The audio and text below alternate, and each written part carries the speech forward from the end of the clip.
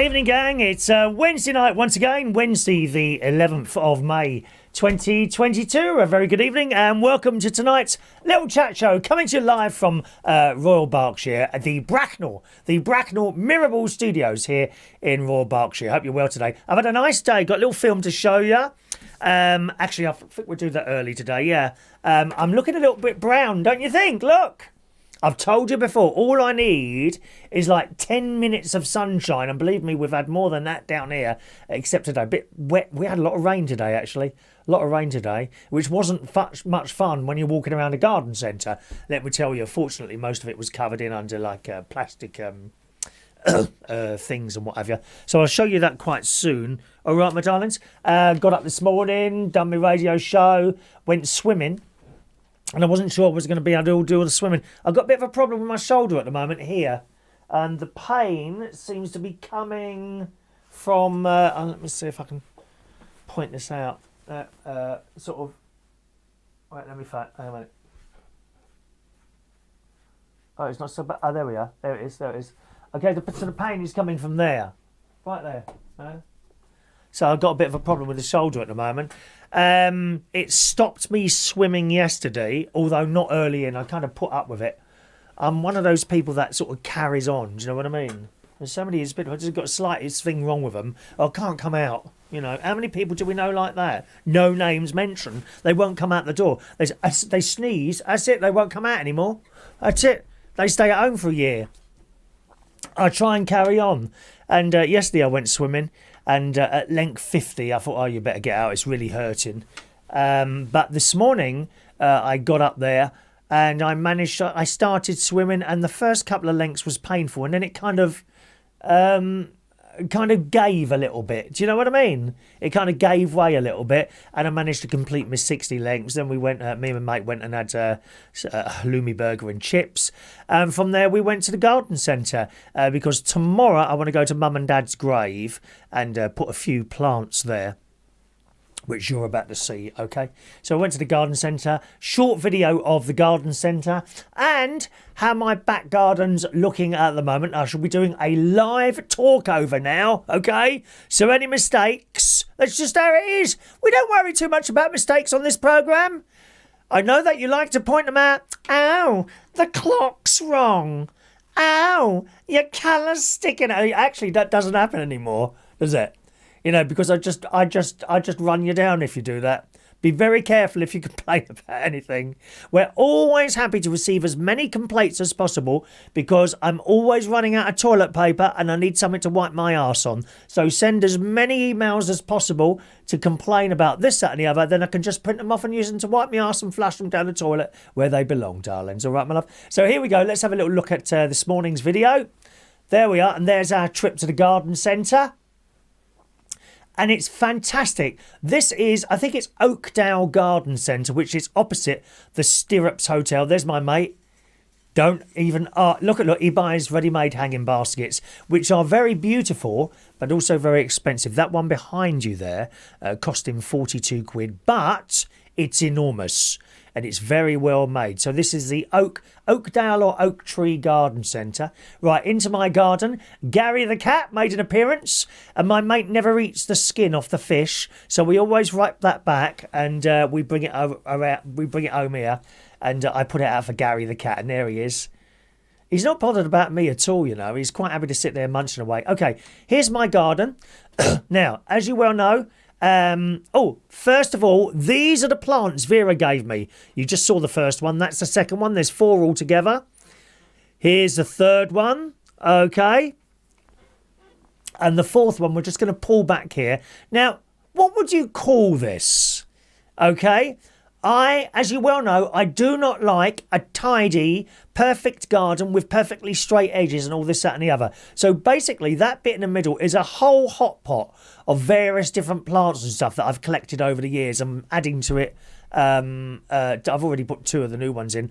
And where's the other one, Vera? Oh, there it is, Vera. There it is, hiding away on the side, you see. And there's a leaf. I don't know if you can see under that leaf. This is the back of my house, and the wisteria is now coming into bloom. There we go. And the most beautiful smell on that as well. Absolutely beautiful smell. some one of the rhododendrons that's in a shaded area. That's just come out. And these are some of the plants that I bought earlier. Okay, very interesting coloured lilies, those ones there. That's my garden. They're flowering at the moment. And you're about to see the plants that I got from Mum and Dad's grave tomorrow. And I've got begonias for them. There they are. They're waiting to go into Mum and Dad's grave tomorrow. The begonias, they just keep flowering for ages. So that's how it looks at the moment. Well, I don't know what you call that. My mate said it was a flower bed. That bit in the middle where I've just got a mixed match of all different plants flowering at all different times, you see. No flowers much there at the moment, as you can see. We've had a lot of flowers there right throughout the spring, starting off with the snowdrops, and then the daffodils, the hyacinths, the crocus, and the tulips. They've all come and gone now. The lilies are starting to come up. They're a few weeks away, though, the lilies. The only flowers I've got at the moment were the... and the laburnum tree. You saw that. Actually, I got a picture of that. That's just starting to go now. There's a laburnum tree at the front. Now that, I planted that when it was about 2 foot high. That's all. And that's 4 years of growth there. And it is just spectacular the way it hangs down like that. All right, just close to my house, we have quite a large wooded area. And that's full of bluebells, which seem to have disappeared from the screen there. Oh, sorry, the bluebells aren't there, are they? That's a shame. The bluebells aren't there. But that bit in the middle, it's not really a flower bed. I don't know what you'd call it. It's just a big rectangular area with all the other bits and pieces thrown in there. Anyway, so that's what we did today, and it was a lovely time. I think it's Oak Tree Garden Centre or Oakdale, something like that, opposite the Stirrups Hotel, which is sort of near... What area would you call that? Ascot. We meant to go on Monday after we had lunch at the Stirrups Hotel, but we went to the wrong garden centre, and we ended up at the Moss End Garden Centre, which is a little bit further away. It's not too far, and not many plants. You know what? The thing is with garden centres these days, they branch out into all sorts of different things, and you can understand it. They do the same at the really big one near me at Longacres. Now, they still have a very large selection of plants and all that to go and browse round. I love a garden centre. We love it. We're so happy there. So happy walking around a garden centre in all the peace. And they tend to be fairly quiet places. And at Longacres as well, they've got, you can go in there and you can buy food and cakes, you know, to buy, not to sit. Well, they've got a restaurant as well there. Bit overpriced, the restaurant there, I must say. But as well as that, they've got like almost like a mini supermarket with the butchers, you know, selling meat and cakes, biscuits and all sorts of stuff there, jams, you know, whatever you want. And then they've got a section that sells clothes, Wellington boots and that. Then there's a section that sells lights, garden tools, and there's just all sorts in there. And this Moss End place, as well as having all those things, and it's not many plants there. I don't know how they can still be calling it a garden centre. And then round the corner, they've got all these like little units selling various other things like fireplaces, you know, those wood-burning stoves, and double glazing. There is one particular shop we like to go in, little antique knick-knack shop. And it's got all wonderful, wonderful things in there, all sorts of stuff. Crockery, little things that you'd put on your mantelpiece, you know, like little, I don't know, glass butterflies. There's furniture in there, you know, and it's great to walk around there. We don't usually buy anything in there, but there was a couple of people in there just sort of milling around. Pictures on the wall, old teapots, coins, everything in there really. Some of it's really cheap. I was just saying on the radio show this morning, you know, if you wanted crockery or anything like that, they've got like, you know, part sets of old crockery that people don't want anymore because they might have smashed 1 or 2 plates or something like that, you know. So it might be, instead of being 4 small plates, 4 dinner plates, 4 cups and 4 saucers, it might be 3 dinner plates, 2 cups, 4 saucers. You know what I mean? And they've put them in there, and you can either buy them as a set or individually. And there was a couple of plates in there I really liked, and I was going to buy them. They were only £1, Royal Dalton. Honestly, Royal Dalton plates. They were £1, these plates. And I said to my mate, look at these. And it was just beautiful pictures and all that painted on them. And then when I turned it upside down, it wasn't to be eaten off of. If you eat your food off it, it's a bad thing. I suppose it's poisonous paint, I suppose, or something like that. And I thought, oh. And I said to my mate, can you not put these in the dishwasher? He said, no, you can't. I always thought that sort of stuff would come out, like if the Queen came round for tea or something like that. I thought, on the off chance, perhaps I should get a few of these little items on the off chance that she may pop round at some point. I mean, I could understand that. I mean, if you had the choice of visiting someone's house, I'll give you the choice of sort of me or Ryland Clark, perhaps. Which house would you want to go to? Exactly. And I'd like to have some nice teacups and saucers in case Her Majesty comes round. In her new wheelchair. It wouldn't have to bother me. She could come in disguise. I know, she could come as I don't know, she could come dressed as a little mermaid or so. She's probably not fat enough for that, though. She'd have to be one of those thin queens, wouldn't she? Who's a thin queen? What's her name? Begins with M, doesn't it? Maleficent. Maleficent? She could come as Maleficent. No one would recognise her. I wouldn't drop her in it, I wouldn't make a phone call and say, hello, is that the Sun? Yeah, the Queen's coming round if you want to be outside. Hide in the bushes. Of course you can hide in it. No one will see you. I'm always hiding in the bushes. Oh, sorry, I let you into a little secret there. Yes, you could hide. You could hide in the bushes, newspaper people. I'll give you the nod when she's arriving. I wouldn't do that, you see. I'd let her come in, have her tea, put her costume back on, and she could go. So you never know. But if she came, I'd like some decent cups and saucers. I don't really have any. But I couldn't have bought that Royal Dalton one because you can't eat off it. Apparently you get poisoned. Something like that.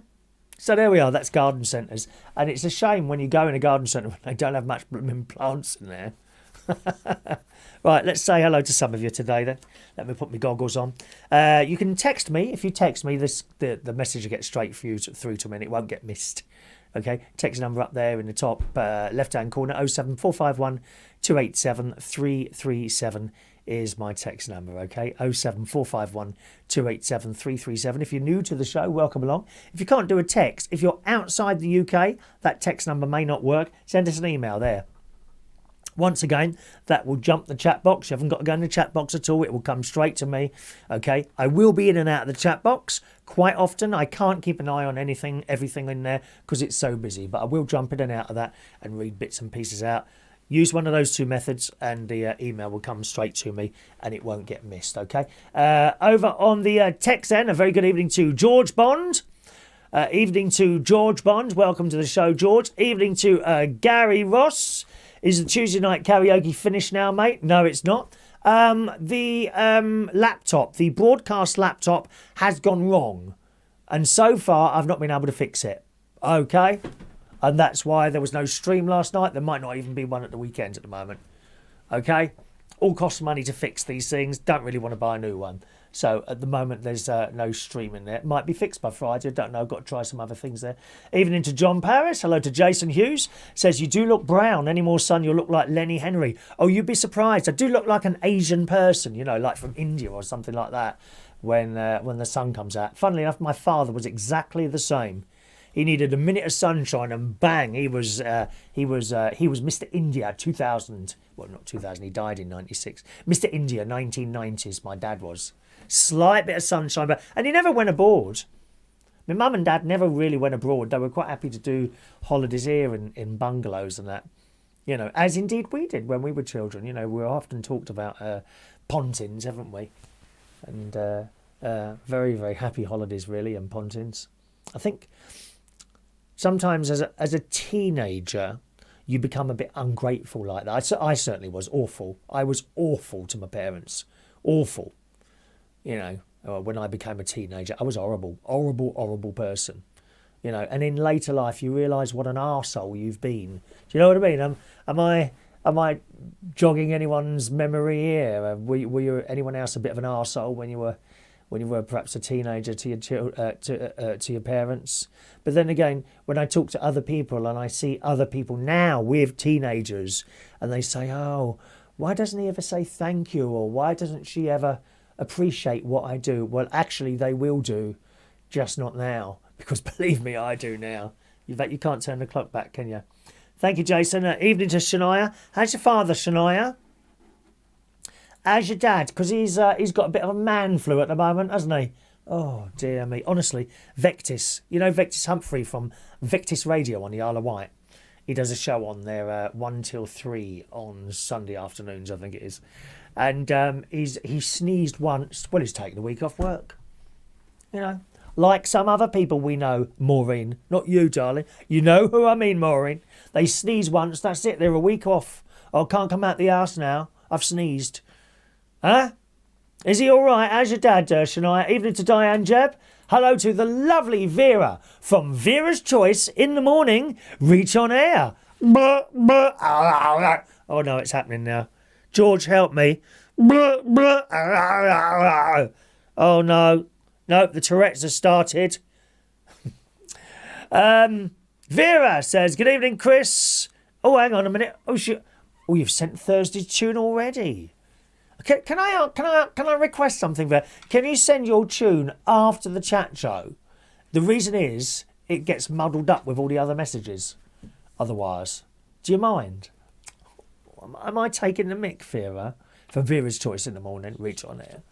Please, Vera. Thank you, Vera. Evening to Maureen. There's our Maureen. Evening to Steve in Dagenham. Evening, Steve. Who says, hi, Chris. The picture on the screen has gone very blurry. Has it?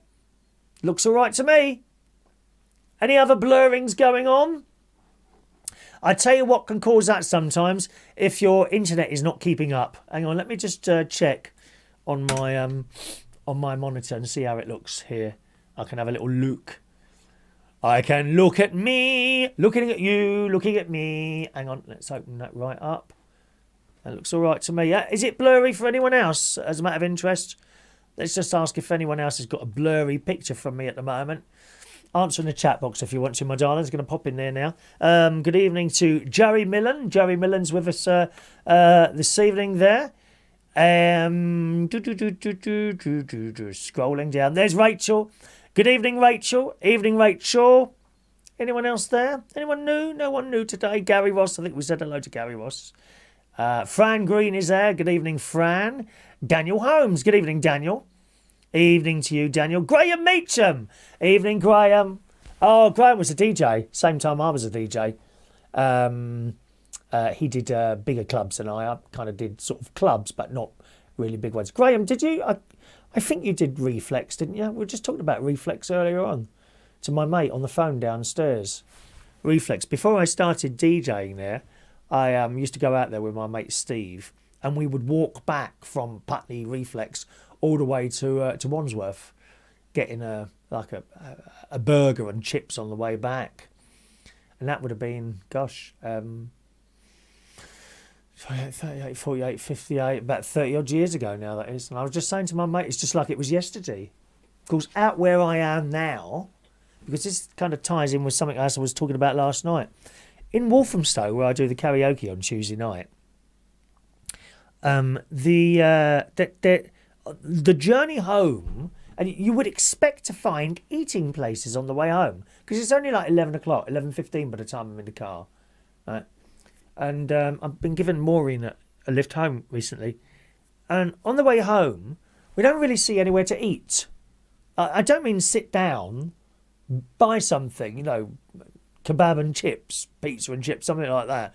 And most parts in London, you can drive along a main road and find that, but not really in Walthamstow. There's one place I kind of go past, which is on a corner, which kind of does chicken and pizza there. It says chicken and pizza on there. It's on the corner. And that's the only place I can see where you can sort of buy something to eat until you get to sort of Finchley and Camden, where there's loads of places open there, including a McDonald's. But Vera was telling me if I was to go left up that road where the chicken and pizza places are, there's loads of eating places up there sort of open until 1 o'clock in the morning, but not on the main road that we come down. Funny, innit? And walking home from Reflex on a Saturday night after Lily Lemon was DJing and playing Kylie all night. Did you ever go to that? Reflex with Lily Lemon. as a matter of interest, Jason. Let's have a look where we is. Good evening to Sabrina Walker's there. Evening to you, my darling. Is that everyone? Rowan Riley. Good evening, Rowan. Picture's fine. Okay. Yep, Steve, I think you probably got an internet issue there. If your internet is a bit slow, rather than cut you off, it will give you a less quality picture. Sometimes might be an idea to restart whatever device you're using. Sometimes that can sort that out. All right. Thank you, Vera. No blurry screen for Shania.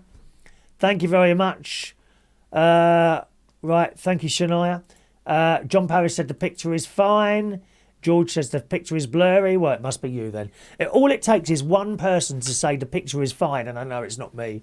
So there we are, dear. There we are. Okay, right. What we got on the show today to chinwag about?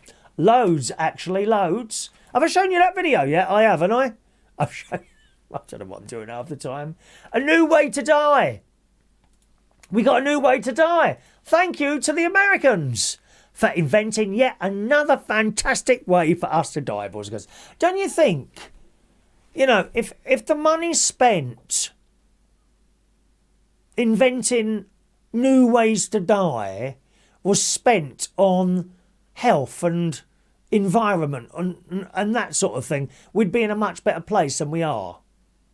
Honestly, the money that's spent, now don't get me wrong, I'm not one of those anti-nuclear people. I think it's important because if we didn't all have nuclear warheads and things like that, I think a lot of us would be dead by now. It's the very fact that we've got it and someone else has got it and that stops it happening kind of thing. Because believe me, if one missile comes from a country that we don't like, 200 will be fired back at the country. Won't it? It's obvious. It's obvious that would happen. Plus, we've got all those subs. Haven't we got 4 subs or something going around the world and no one ever knows where they are? No, not even the Queen. Where are the submarines? Be careful, George. There might be a submarine in your bath, my love. You could be just there cleansing your intimate areas and a missile comes out of a submarine up your plug hole. Be careful. Very dangerous, George. Anyway, the Americans. Yes, this is an American. The US military has successfully tested another hypersonic missile prototype that can travel 5 times the speed of sound. So they can do that, but they can't do it with a plane. This is according to the Defence. This is in the Sun. The Defence Advanced Research Projects Agency, which has been tested a Lockheed Martin hypersonic missile. Fantastic. Another way to kill people. The weapon in question is called the Hypersonic Air-Breathing Weapon Concept. That's a good name, isn't it? It's the second successful flight. Russia is also said to be working on similar hypersonic missiles and claimed it tested one successfully last year. Whatever happened to that Space Invaders thing that they were doing? Do you remember that years ago? Was it the 80s or the 90s? Where they were supposed to put these satellites in space that could fire down lasers. What happened to those? Or are they up there now? If I had the correct... I don't know if my little box of buttons will do such a thing. If I push one of these buttons, could I arrange a laser to sort of come out and take a troll out, for example? Maybe I'm not keen on someone on the telly. So, for example, Gemma Collins. I'm not keen on her on the telly. I don't dislike the lady in question. I just don't think talentless people should be on the telly. That's my personal opinion of that. And if she upset me one day, could I just push a button? Push a button like that. What does that do if I do that? Hang on. Nothing. Could I just push a button and then a laser would come down and take Gemma... Well, I probably need a few lasers for her, would I? Say 4 lasers. Could I fire 4 lasers from different satellites at Gemma Collins and fry her? Do they still have... Did they ever do that? I remember this Star Wars thing. And if so, if they do have it, can they not? Are they not that quick that they could fire what is it called? A hypersonic bullet, was it? A hypersonic missile out of the sky when it's moving. Could they not do that? Anyway, so that's just a new way of killing people there, boys and girls. And talking of killing people, old Kim Jong-him in North Korea. There was a story in the Star a couple of days ago about his horrific executions. He does like a horrific execution. You know. And I'm looking at some of these things here, and I do feel that some of them could possibly be turned into a game show. Now, I believe the Japanese have sort of fairly painful game shows, don't they? People sit in buckets of ice, and this is taking it one step further to an actual execution. You could have a few people lined up on the stage, and we could all have, like, again, a little panel of buttons and decide how we want someone to die as part of your normal night's entertainment. I think this could be a little spot there, because I'm sure Channel 5 are looking for something to take over from Neighbours, which finishes on the 1st of August. Huh? I sang that last night at the karaoke. Neighbours. Here we go. North Korea's leader Kim Jong-un once reportedly executed a general by throwing him into a piranha-filled fish tank. I mean, what a way to go. I wonder how long you survive, sort of, with all these fish biting away at you. Is that quite quick? Or do you, I mean, how much pain and suffering in seconds do you suffer before you actually die? And did he enjoy watching it? And why would you do that to someone? It's awful, isn't it? This actually happened. I don't know why I'm sitting here making a joke of it. This actually happened. He once reportedly executed a general by throwing him into a piranha-filled fish tank. It's just one of the barbaric methods said to have been used to execute those who have disobeyed the leader since he came into power in 2011. Well, I'm not ever going over there then, not even for holiday, mate. I'll be dragged out of the hotel. Anything could happen to me by those nasty soldiers dragging me out. Kim Jong-un reportedly had the giant fish tank built inside the Ryongskong residence, one of its presidential palaces. The victim's arms and torso were cut open with knives before he was thrown into the tank filled with hundreds of piranhas from Brazil. Is that like where he likes going on holiday then? I better make a note of that one and not go there either. Some believe he got the idea from the piranha execution method from the 1977 James Bond film, The Spy Who Loved Me.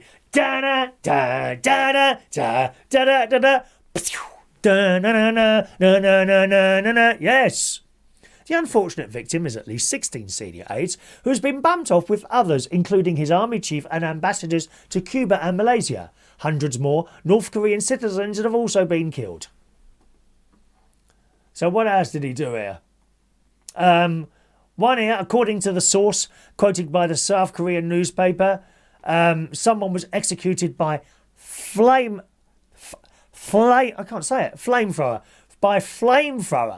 for his role in supporting Kim Jong-un uncle Jang Song-tang. Gosh. So he got done by a flamethrower.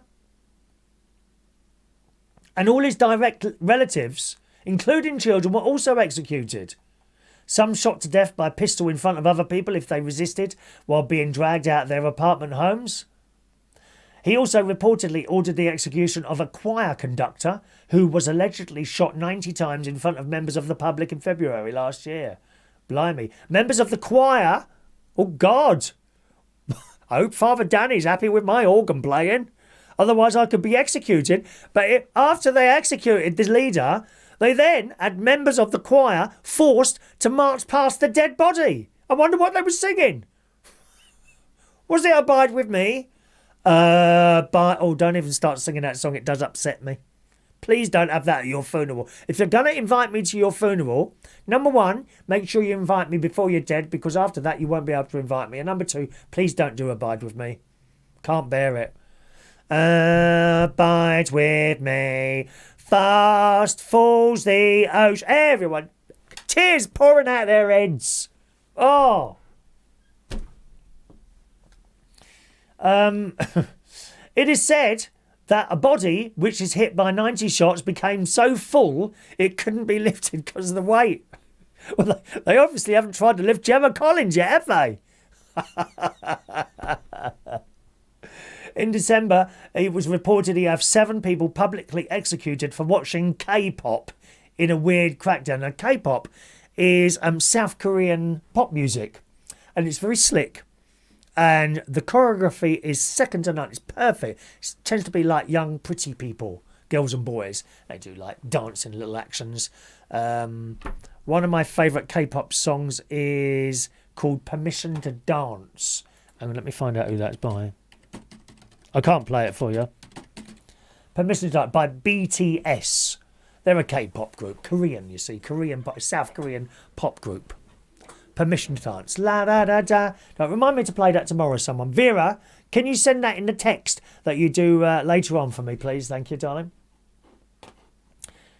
The families of those being executed were often forced to watch the execution. There you go. Would that please my sister? She'd be glad to see the back of me, I'm sure. She'd be sitting... my sister would be sitting there. Yeah, I would have made a few mistakes on the organ. Father Danny would execute me, and he'd have all the family there to watch. I mean, maybe that could bring more people into the church. I don't know. I mean, I'm always one to help raise money for the church, you know. Sell tickets. The execution of organist Chris Reardon. Does that work? There they'd be. My sister would be up the front there with my brother-in-law.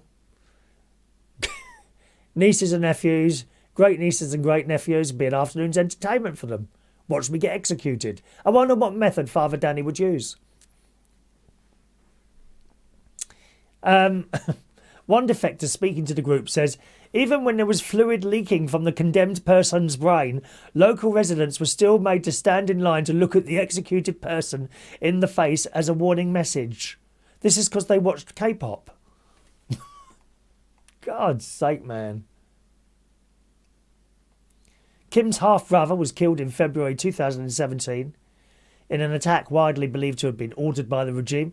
While he waited for a flight at Kuala Lumpur Airport, 2 women attacked Kim Jong-nam-ning with VX nerve agent, and he died about 15 to 20 minutes later. I mean, I don't know what it's like to die from something like that.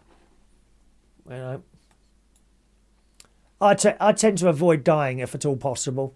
I hope you do the same. Huh? Gary Ross, was that his uncle he killed in Piranha Tank, and he got his brother killed poisoned at the airport? There you go, yeah. He's done loads of people in Gary. Dear me. Yeah, it's a shame. One of my friends went to North Korea for a holiday. And you're... as a tourist, you are, of course, very well treated. You know, you couldn't have a group of tourists go somewhere and all be killed because no one would go back there. And at the end of the day, they want the money. You know, they want the tourist money, understandably. But when he went over there, and it was all quite well set out, and a member of the North Korean forces would come to the hotel and take them around. Take them to a school and see school children. Take them to a hospital and see hospitals. But the trouble is, of course, they're only taking you to see what they want you to see, if you see what I mean. People have been chucked out of North Korea, for going to see places that they didn't want them to see, you know, or maybe doing bad reports on them or something like that. As a reporter, I must say, I think you've got to be, and I know it's part of the job, but you've got to be bleeding brave to send some sort of data, video or audio to your television provider back in whatever country you are. Let's say a BBC reporter gone to North Korea, who then does a report about how terrible it is for the normal people to live, and then send it back while they're still in that country. I mean, you could be bleeding brave to do that, haven't you? when you see these people on the telly and what's his name? He's a good newsreader.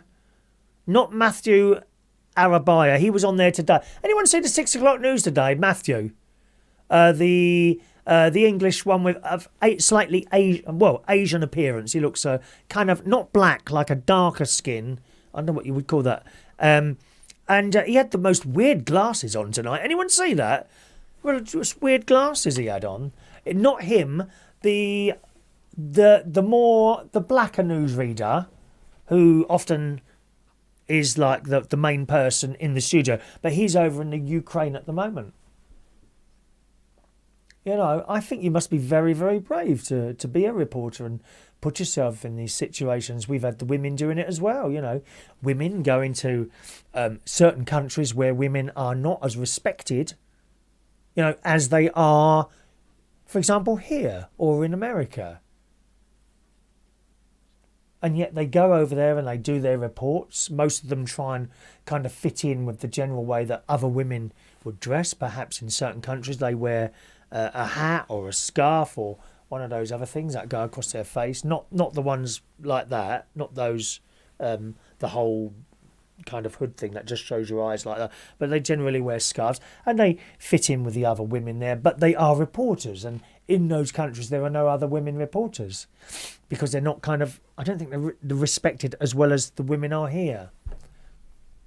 You know.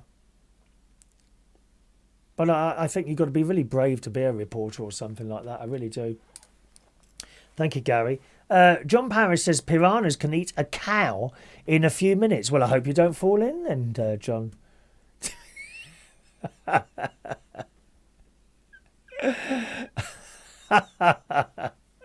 No, haven't heard the Steve Allen podcast there. Good evening to Jeff. I was only thinking about you the other day, Jeff. Marvellous to see you. Blooming marvellous to see you. It's Jeff. He used to own the caravan next to mine there. Hello to you, Jeff. He says, hello, Jeff. Hope you're doing well. Finally managed to catch up with you from Jeff and Linda. I'm down at the house at the moment. I generally go up only once a month now, Jeff. It's been a long time since I see you. I generally go up on the first week of the month, although that can change a little bit. The bloke who bought the caravan next to you, next to me, so your old caravan, he now bought the next one back from him, which is much more modern than, of course, the one you have, and certainly much more newer than my one. And he stays in that one, and I gather he bought the other one next to mine for members of the family when they want to come down. But I haven't met them at all yet, believe it or not. I've been up there. I went up April, May, January, December. I go up in November. So I've been up there many times now. And of course I get there Sunday, Monday, Tuesday, Wednesday, come back Thursday. But I haven't actually seen anyone in that caravan next to me yet, which, you know, I'm not complaining, to be honest, because, you know, I like a bit of peace and quiet, as indeed you did while we were up there. But, yeah. And by the way, Jeff, you may be interested to know that I took up the fake grass from my veranda because my brother-in-law pulled it back, and it was clear that the wood was not doing well underneath the fake grass. So we've completely removed the grass now so that when the sun comes, it just dries it all out. And my sister has kindly offered to stain it. You know, we've got to put something on it, haven't we? Like pour stuff on. Now, I said to her, and perhaps someone knows a little bit about this, I said to her, can't we just pour this stuff on and then do it with a broom? That kind of makes sense to me, but she says, no, it has to be done with a brush. Otherwise, she said, it all goes down in the gaps. What do you think of that? And wouldn't you just pour a bit on and then just kind of brush it over with a broom? Am I thinking completely wrong here, maybe? I don't know. People know more about these things than I do. Lovely to see you, Jeff and Linda. Hope you're well, Linda. You're right, sweetheart. Vera said it would be deafed by violin in the church. Oh, don't, dear. Don't, Vera. Don't. I'm not saying anything. That'll have to be a private conversation. Evening to Paul in Ashford. Good evening, sir. They're still in Liverpool at the moment. You know I've got a little bit of a thing for the Liverpool accent, Paul. So perhaps if you could learn a bit of Liverpudlian, I'd be very pleased with that. Hello to James McAllister. He's up in with Wimbledon, Paul. Oh, okay. Email from one, text from the other. Can you at least use the same method of communication? Or aren't you talking?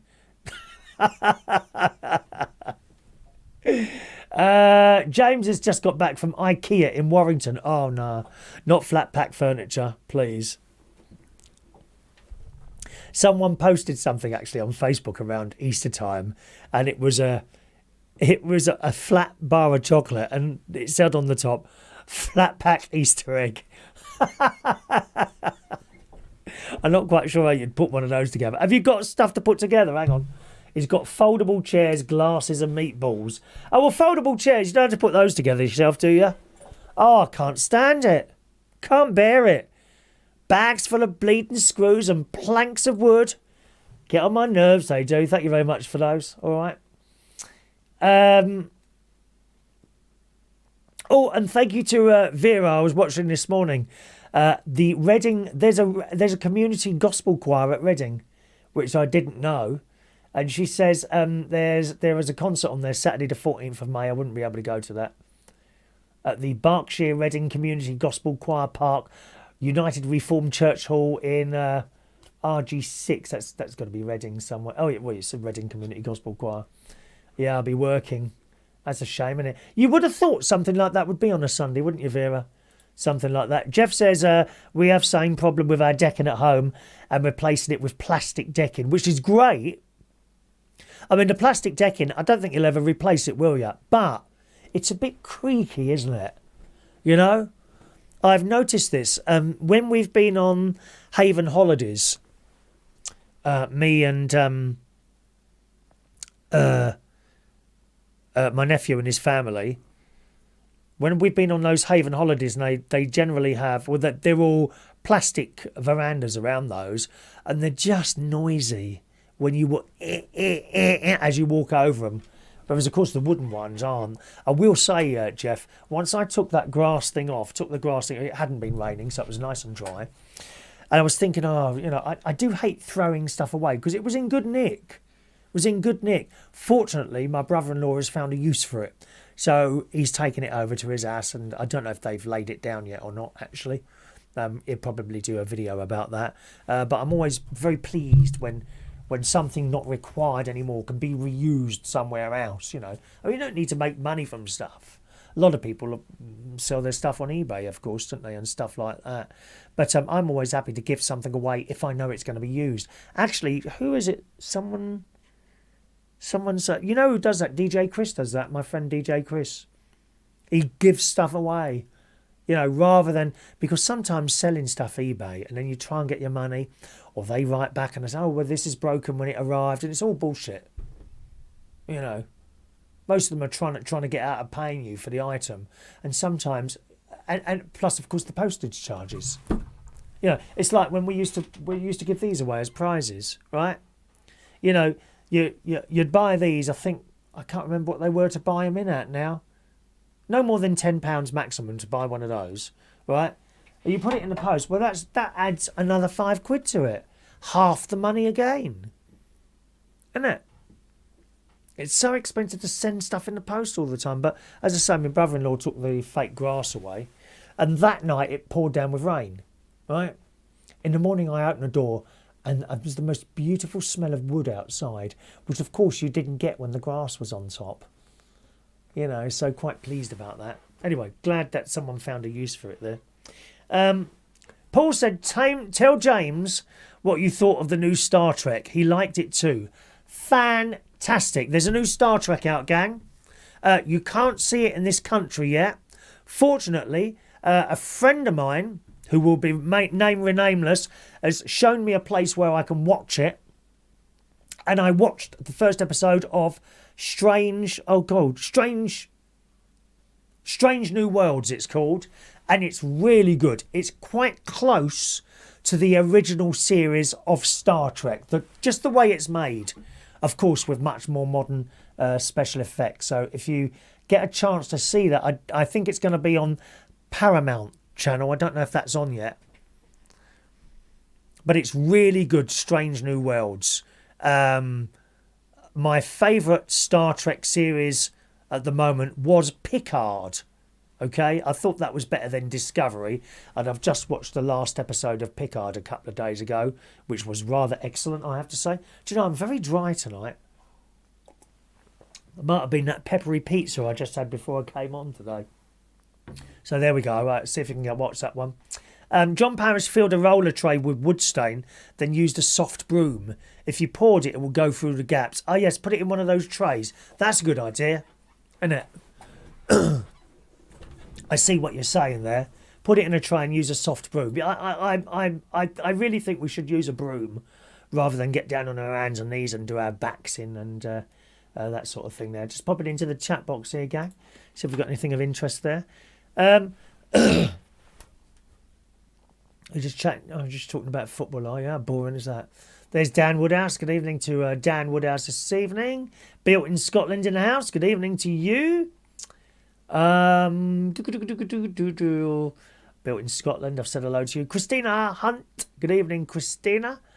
Hello to you. And everyone's saying hello to everyone. That's good. Dan's in Forest Gate. Penny, Hal, Tracy, Macy, Stephen Javones and Neil Foggo. Where are you watching? Are you in a pub somewhere? Are you in a pub somewhere today? Is he drinking? You're not getting drunk again, are you, Dan? You know how it is. One small glass of wine and you're under the table. He likes the old speckled hen, don't you? Old speckled hen. Now, we were talking there about these new ways to kill us and King Jong-un's methods of execution. I don't know how quick they are. I would imagine Kim Jong-un, I would imagine that he doesn't want you to die quickly. He wants to see pain and suffering. Great pain and suffering, which sometimes I have to inflict here on this programme to various members of the audience who misbehave. It's always there standing by if you misbehave. Pain and suffering. But when you do go, how about being kind to the environment?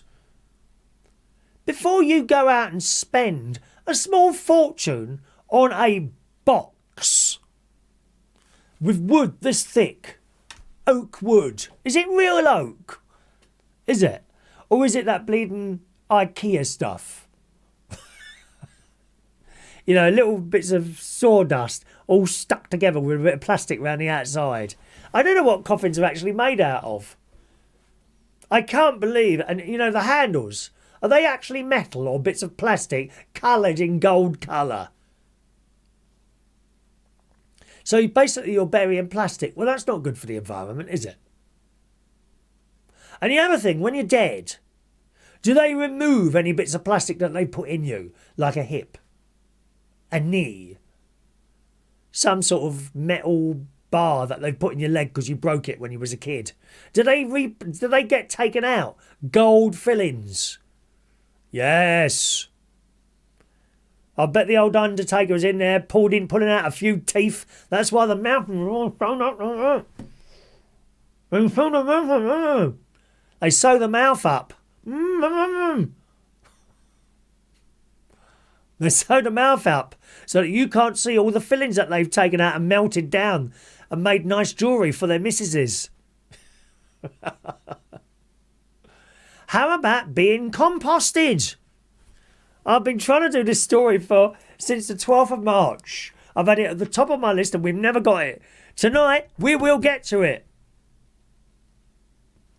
The Sun reports, when we die, we're faced with two routes through which we can depart: the earthly realm, burial, or cremation.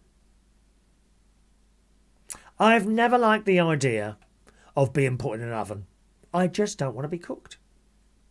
And I think if you could speak animal languages, I'm sorry to throw the whole vegetarian thing at you here, but I reckon if you could speak to a chicken or a pig, they'd say the same thing. They don't really want to end up in an oven. Cooked. So you can go in a burial. Well, what if you wake up in that box? We did a couple loads of stories on the radio show last week, didn't we? People that woke up in their coffins. How about another way? One that's better for the environment and left our loved ones with a piece of us to take home. What part of me would you like, boys and girls? Have a little look at me now. I'm going to do a little twirl for you on our wide-angled camera. Ah, very professional. I got more cameras here than they have at the Eurovision Song Contest. I was just watching that earlier, last night's semi-final. Okay, so take your pick. I'm going to give you a little twirl here, right? Oh, let me stand up. My poor back. Okay? What part of me would you like? There we are. Take your pick. Take your pick.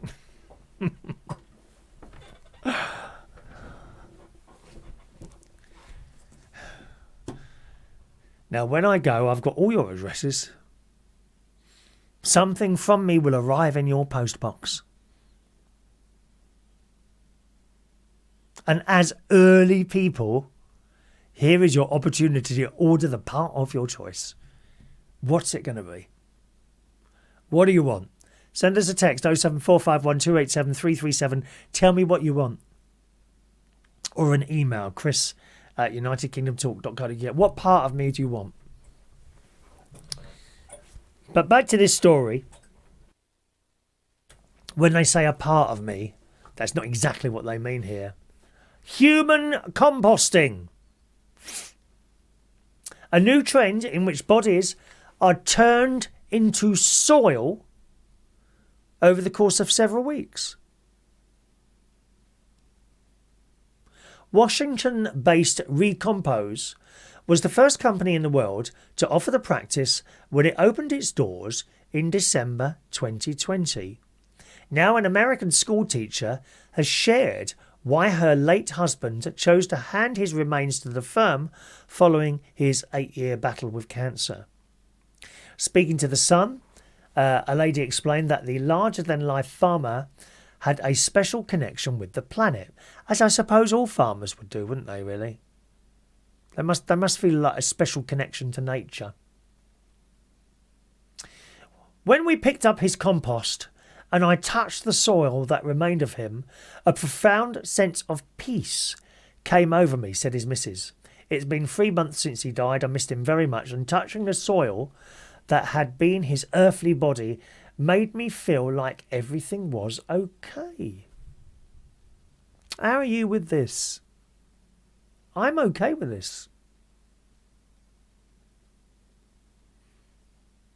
You would never wake up in a box and, my God, that was just, can you just imagine that? And similarly, you wouldn't wake up in an oven either. Oh, it's a bit hot in here.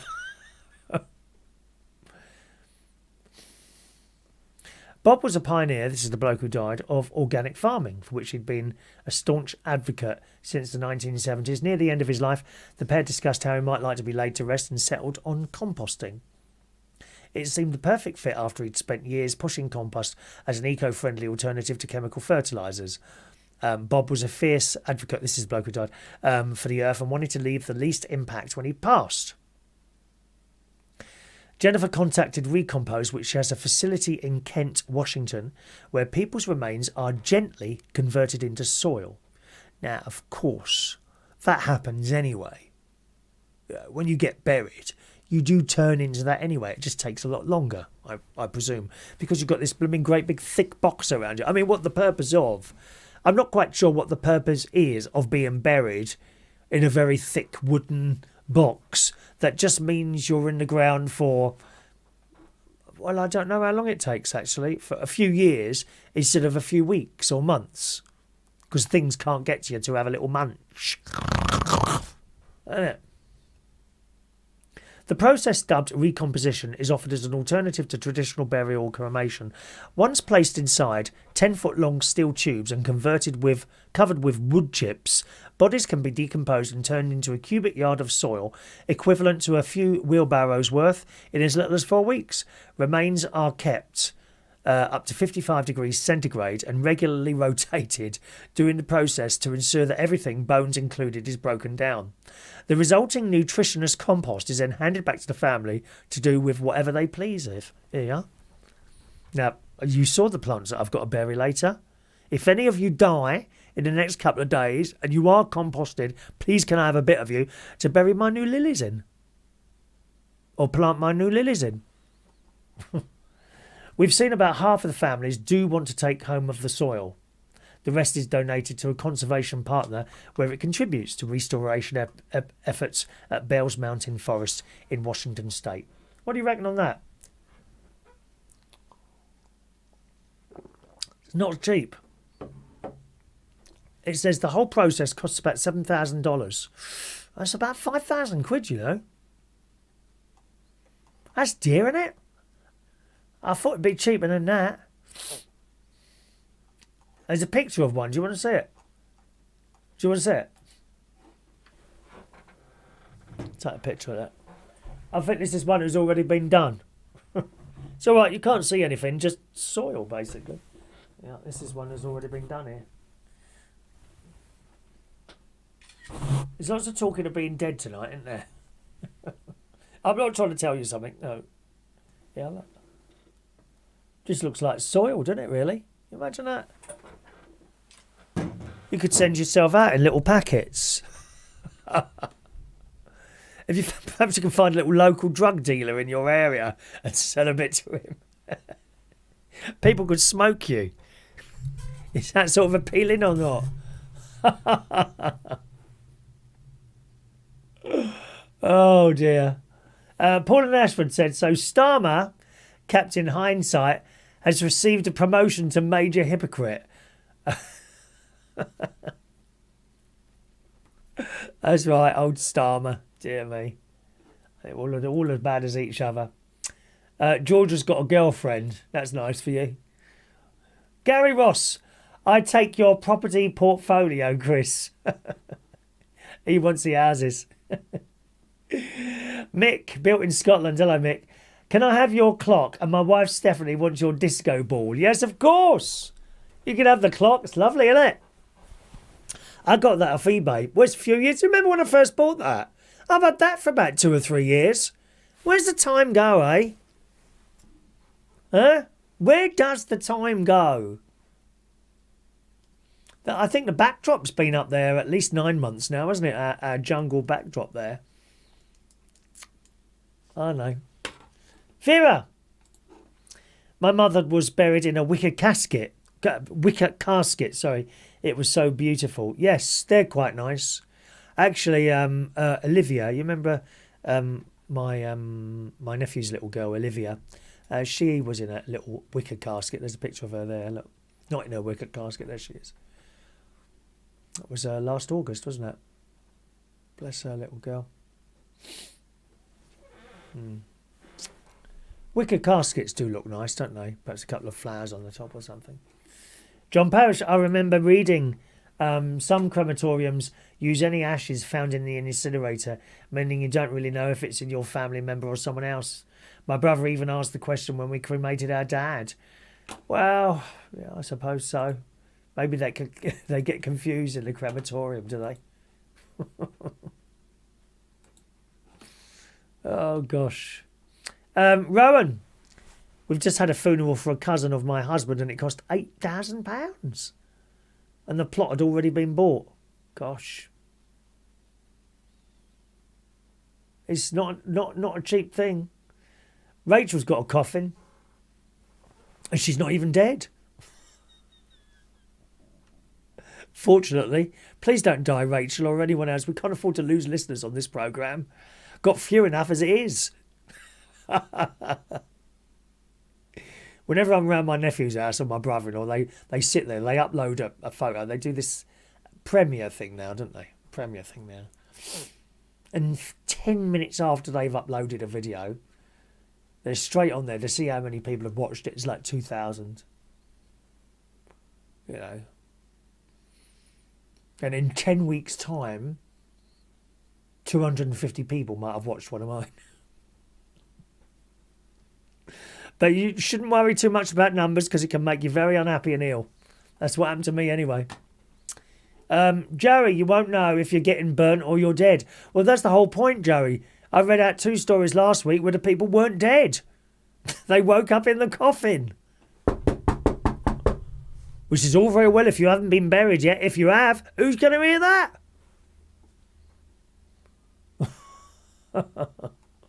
Shall we open the phone line? There we go. Let's open the phone line. Anyone who wants to call in, feel free. Lines are open. 0208 144 3477. Couple of rules here. Or things that... This is how it works. There is only one phone line, okay? If someone's calling in, I'll take the first person that appears in front of me. Once I'm on the phone to someone, I can't answer anyone else. All right? So if you find your ring and it's just ringing and no one's answered, it sounds probably I'll already be on another call. And the best thing to do is just put the phone down and try again when the call is finished.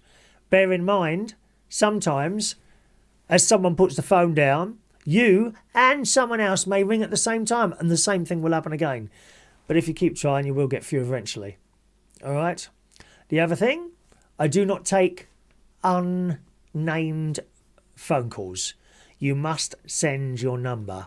With withheld numbers, I've learnt over the years that most of them either make stupid noises or swear quickly and put the phone down, or just put the phone down and it just wastes everyone's time. And it might be funny to you and everyone else thinks you're a complete and utter arsehole. So don't try it because it won't work. All right? So you must send your number if you're going to ring. But there's the phone number up there. And if you don't want to ring and you're quite happy to sit there watching, we only usually get a couple of people. Now and again we get a flood of calls, don't we, sometimes? Doesn't happen very often. Usually it's just a couple of people. And sometimes no one at all. Doesn't matter really. It's just an option there if you want to do it. All right, 020 8144 3477 is my local London number. What else have we got for you to talk about today? Could you fly a plane? Anyone ever done that? My nephew's done it. Gary. He's flown a plane before. Yes, he has. Years ago, I think it was his 16th birthday. And I got him a plane lesson. And when we went there to this plane place, there was me, my sister... I can't remember who else it was. I'll come back to that in a moment. George is on the line. Good evening, George. Good evening, Chris. How are you? All right? Yeah. Are you doing well? What's Yes. new? What's new with you, George? I by accident called your text number by accident. You did what? I by accident called your text number by accident. Oh, you called the text number, did you? Yeah. Oh, don't worry about that. That will never ring, but I generally get... Yeah, there it is. There's a message there. It says missed call from George Bond, but it will actually never ring, okay? No, it just says, hello, this is Chris Reardon. This is only for text only. I was like, whoops, wrong one. That's right, yeah. You always get the right thing there. Anyway, what's new, George? What you got to tell us about? I went to Farm Foods today. You went to where? Farm Foods. Oh, I've been to that in Boston. There's one in Boston. Very cheap. Yeah. I got those as well. Are you having mints? Yeah. Are they Compi mints from Aldi? Yeah. I'm just about to have one of those. Isn't that strange and mysterious, George? Let me play my strange and mysterious music.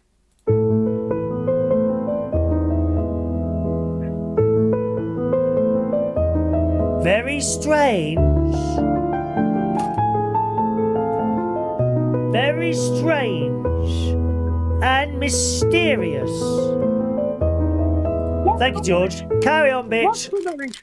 What colour is your mint? White and blue. Yeah. You got the same ones. Yeah. They're like little tablets that I used to take in the 1990s, actually. Yeah. Hundreds of them, to be honest. And I went to Aldi today as well. What did you get? What did we get? Some fruit. Mm. What else did we get from Aldi? Some drinks they're doing Aldi now. Oh, yeah. What, fizzy drinks? Grape something. Pina Plava. Who? Can never say. Pina Colada. Pina colada? Yeah. That's alcoholic. It's not. Is that for your nan? Does she like getting drunk a bit? That's for my pap, actually. Yeah. I can just see them downstairs now, drunk out their heads. Continue. I still get from Aldi. Huh? What else do you get from Aldi? That was it. And then we went to Farm Foods. Farm Foods is good, yeah. Okay. Yeah. What do I get from Farm Foods? A trolley full. Oh, did you basically. really? Okay. How much did you spend? I don't know. Me and my mate, we spent £200 at the garden centre today. £100 each. Bloody I hell. know, it's easily done, dear. Easily done. But I haven't been to garden centre for ages. Me and him, we used to go there every week almost at one point. This is about 5 or 6 years ago when I had more money coming in. Yeah. Not so much now. But we haven't spent £100 at the garden centre for about 3 or 4 years now, so that's okay, you know. When we was in Aldi, Yeah. there was these 2 people nicking food stuff, Oh. and they got caught in Aldi. Good. And tell me, Yeah. what happened to them? Were they dragged outside and had the hell kicked out of them by the security staff and then murdered somewhere and had the bodies dug up underneath the car park of Aldi? Is that what happened? No. Oh. Then they tried it in Farm Foods because we recognised the person. Same people. Was it your Yeah. nan? Was it your nan who swang into action and attacked them with a stick? No. Oh. Did they get was caught my in nan. there? It was my nan who told them, no. Good. Yeah. And they got caught in there? Yes. And what happened? I don't know what happened. Right.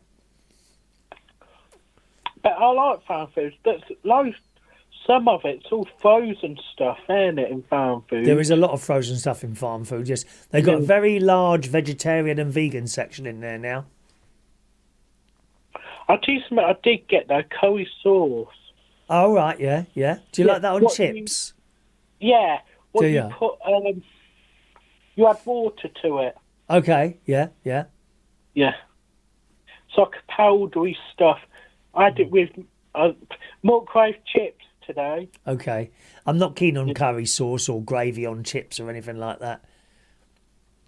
Do you like cheese on chips? I used to, but someone told me something really dirty and I can't eat it now. Oh, what was that then? I can't remember. Dirty? What, about cheese on chips? Yeah. Oh. Well, I know that. I know it would be blooming. I mean, there's enough calories in a portion of chips without putting cheese on the top as well.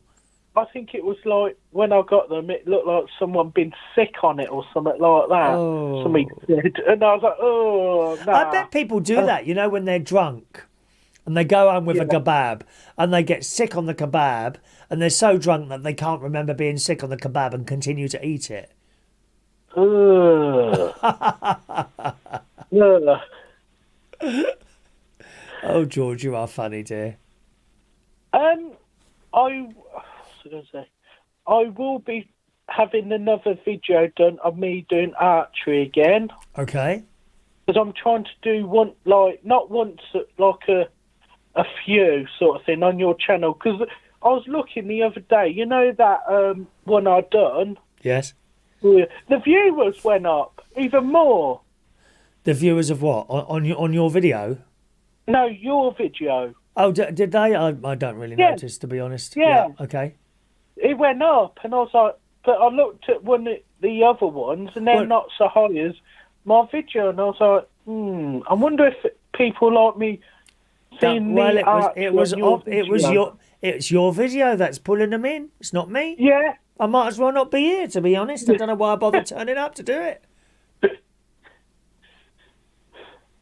But yeah, I will put another one out soon. Thank you, George. You're very kind. Very kind, George. I'll try to get one. What? I'll try to get one of me at the field. The field? What field? An archery field I go to. Is this where you were cutting the grass the other week? That's my job now.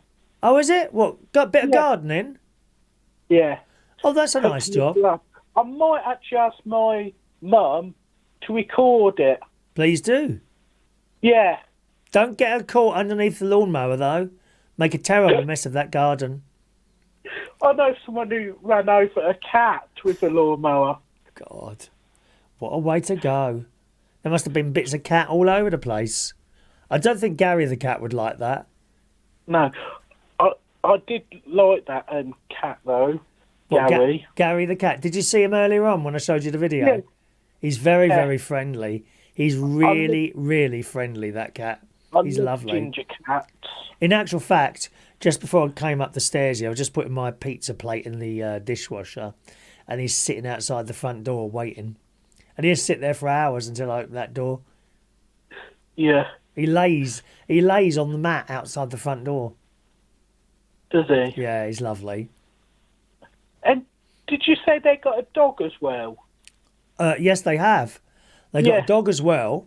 And here's the funny thing. Dogs are a bit funny with me. A lot of dogs don't seem to like me. I don't know why that is.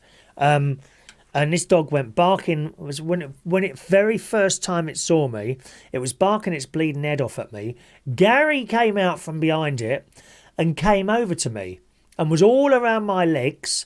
And the dog immediately stopped barking and then came up to me and has never barked at me since. How weird is that? Like the cat says I'm all right, so that's okay then. That is true. Isn't that funny? I think animals are wonderful things. You're on TikTok, aren't you? Yes. There's a lot of animal videos on there, and they are quite beautiful to watch. There's one bloke and his pet is this large lizard thing. And this lizard climbs up his legs and sits on his shoulder. And he looks after this lizard, and he's got a little toothbrush, and he brushes all his skin with it in a little water thing. And now and again he has to remove, because they shed their skin, don't they, like snakes. So he literally takes the skin starts peeling, and he pulls it off slowly off the lizard. And the lizard is quite happy to sit there. And they're really good friends. I've seen parrots and birds and mice that are very good friends with cats. I've seen cats and dogs, all good friends. A horse that comes into someone's house and sits down or lays down. It's wonderful, all these little animal things. And I think animals are very sentient beings, and we simply just can't communicate with them as we would want to communicate perhaps with each other. It's wonderful to see some of these videos. Yeah. I need to delete a lot of my TikTok videos. Do you? We'll get on with it then. Because it's a lot of my ex-girlfriend, Chloe Ramsey. Oh, right. Okay, then. She's really annoyed me. We don't want to know these things. We don't want to know personal lives like that, George. No. Oh, you're starting to sound like one of those people on Facebook.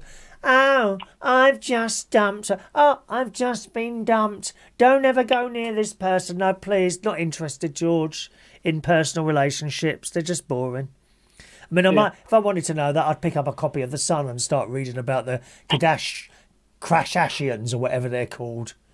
Crashashians. Awful. Thank you, George. It's been nice talking to you. Bye-bye. Yeah. Bye. Bye. Cool, dear. We don't get in trouble there, my darlings. 0208 144 3477 is my local London call-in number if you want to call in today. Actually, while we're on the subject of TikTok, there's two organists I've been watching on there as well. One is a youngish lady. She's about 28, 30, perhaps about 30 years old. And she's one of the organists at the Royal Albert Hall.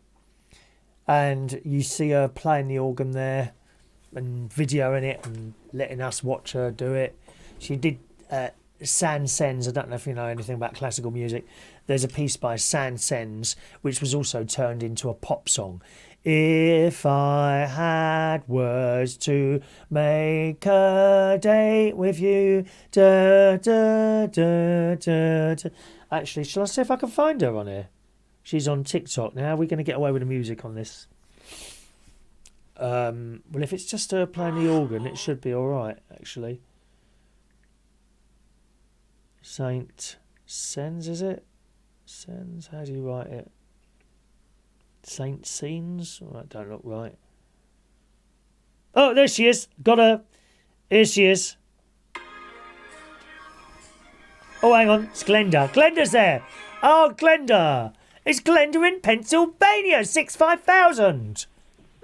Hi, Mr. England. How are you? Hi, Glenda. How are you? All right. I'm doing okay. How lovely to hear your voice, Glenda.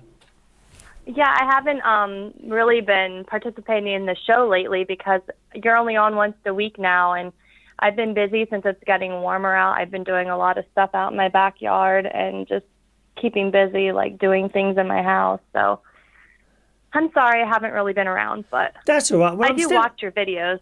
Yeah, we only do the one a week now on Wednesday nights at the same time. But you're there sometimes for the radio show as well, aren't you? I've noticed.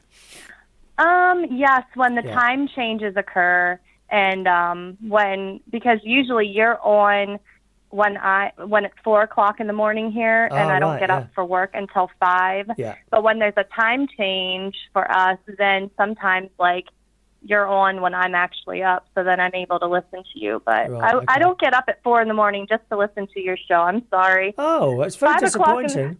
I'm tempted to cut you off at this point, to be honest, Glenda. You're what? I'm tempted to cut you off at this point, to be honest, Glenda. Why? Well, because you don't listen to me at 4:00 in the morning. You won't get up. Some people would say that's being lazy. Oh, well, I'm sorry. It's 5:00 in the morning is early enough to get up for work. Yeah, I get that. So, are you busy in the garden then, in your yard, doing stuff? Yes, actually, my husband and I just cut the grass in our backyard, and I was like breaking up branches and things to put out because they actually come in our town and pick up like your yard waste.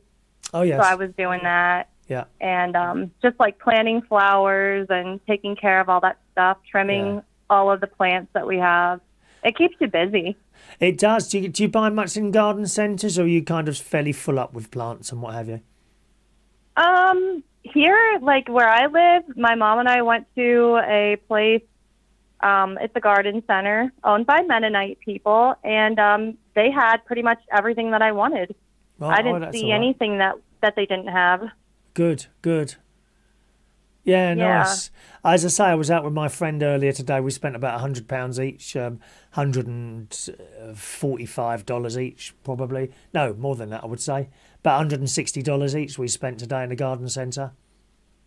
Wow, that's a lot of money. It is a lot. On the other hand, we haven't been for ages. I mean, ages we haven't been. We've been, well, that's a bit of a lie. Well, we've been a couple of times and bought one plant or two plants, but we've never really bought a load like that at the same time. Did you see the little video at the beginning or not? No, I didn't. I was outside cutting my grass. Oh, okay. Well, when we finished, go back to the beginning of the show. It's within about 10 minutes of starting, and there's a little video of the garden centre we went to, just a short one, and what I've got going on in the garden at the moment, which might be of interest to you. All right, my love, I'm just going to turn on I'm quite warm in here tonight, I must admit. I'm going to turn on my air thing. Hang on. It's beautiful here. It's 80 degrees. Is it? Absolutely no clouds in the sky. It's crystal clear blue. It's lovely. So nice out. Like this past week has been really pretty. Oh, lovely. Today we had sunshine in the afternoon, but it poured down with rain in the morning. Absolutely chucked it down. But then again, my water butts were empty, so it'd be a nice fill on those. I've got to do a little bit of maintenance. I noticed one of my downpipes from the gutter is all overflowing halfway through, so I think I might have a blockage somewhere. So you have to get up on the ladder. You have to get up on your ladder and clear it out. I can't bear it having to do stuff like that. But I'll have to do it because the water's not going into the water. But I don't think there's got to be a blockage somewhere along the line. So we have, when we got our roof replaced last summer, Oh, your we roof? had, we had our roof replaced, and we had our gutters done as well. And we had them put in those special gutters that have the covers on so that you don't get any debris. I know which those was really ones. nice. I've got brushes in mine. You know, you can get these long brushes to put in them, in the gutters. Oh, no, to clean them out. No, I didn't know that. No, not to clean them out. You simply put you push these brushes into the top of the gutter, and it stops the leaves collecting. Oh. Similar with the things you've got No, I like a had lid no on yours, idea. haven't you? Yeah. And is it true you guys don't have screens in your windows? Screens? What do you mean screens? Pat, he doesn't know what a screen is. You don't know what a screen is for your window? What, like a blind? The bugs don't come in. So the bugs don't come in. We don't have those. No, the bugs come in. Okay, so what? I said to my husband last night when we were laying in bed, I said, because we had the windows open, but here in America we have screens on our windows. Right. And I said to my husband, like, I wonder what Mr. England does over there. I said, if they don't have screens in their windows, a bat could fly into his bedroom or a bird or anything in the middle of the night and attack him. Why would a bird want to attack me? I don't know, but anything could come in your window. Oh, we don't worry about that. We're hard here. We're hard. We don't worry about a little old bat coming in that window, my love. Has that ever happened? No, never. Never. And I do have the windows my. open at night. Now and again you might get an insect come in, like a fly, or spiders coming in. They come in, you know, they rush in quickly when you've got that window open, or a wasp, or something like that. But no, we don't really bother with those screens up against the windows. Wow. Okay, so do you have shutters that, like, you can put in over your windows so that the debris, like, stuff doesn't come into your house? Well, I'm sure you could buy them if you wanted them. There are actually my friend's got shutters on his window, wooden shutters that he pulls across. I'm sure you can buy those screens. I think in caravans in particular, I don't know why, but you tend to get a lot of flies and things come into caravans. I don't know, trailers. Houses not so much for some reason. I don't know why that would be. Just how it is. Interesting. Yeah. Yeah, and we have screen doors here too. So like you have your screen door with the screens in it, and then you have your door, like your main door to open. I know what you mean now. So we have this. Yeah. Oh, okay. Yeah, I know exactly what you mean, but no, most places don't have something like that. You've always had those, haven't you? I remember seeing things like the Waltons and all that, and there was always two doors on there, wasn't there? You know, they open the front door and then they've got the screen, the insect door as well there. It's a good idea. Yeah. I must admit, I don't know why we don't have such a thing, particularly in the summer. I did have once, I bought this mesh thing that was kind of on that, you know, that hook and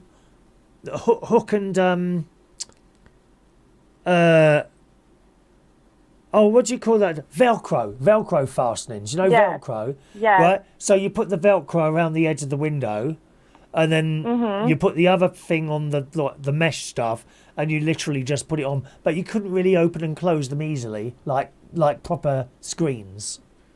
Yeah.